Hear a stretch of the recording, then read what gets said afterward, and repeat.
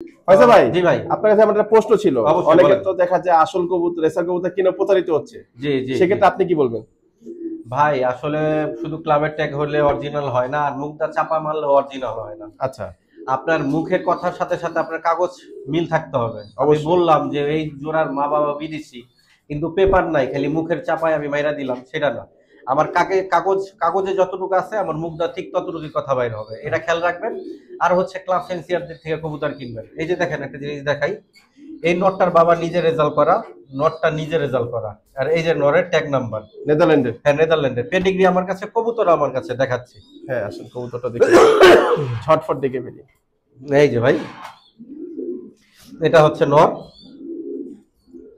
এই যে ট্যাগ নাম্বারটা একটু চেক দেন, তাহলে বুঝতে পারবেন। নটটা 19 সালের কবুতর। আবার একটু ঘুরে দেন,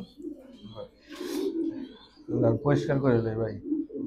দেখি ট্রেনিংটা ভাই। এই যে ভাই 19 সালে ট্যাগ নাম্বারটা পেডিগ্রির সাথে মিলাবেন আর কি। হ্যাঁ, একটু ঘুরান। ঠিক আচ্ছা। আছে। এই নর নিজে রেজাল্ট করা, এটার বাপ রেজাল্ট করা, এবং এটার মা যে কবুতরটা ইনব্রিড করছে ওই কবুতরটা 9 বার ওই দেশে ফার্স্ট হওয়া। আচ্ছা, হ্যাঁ, আমি আসলে চাপা ছাড়ি না, এই যে এখানে লেখাই আছে। এই যে সরি, ভুল হইছে আমার, একবার কম বইলা ফেলাইছি। এই যে দেখেন 10 বার ফার্স্ট হওয়া। 10 বার ফার্স্ট হওয়া।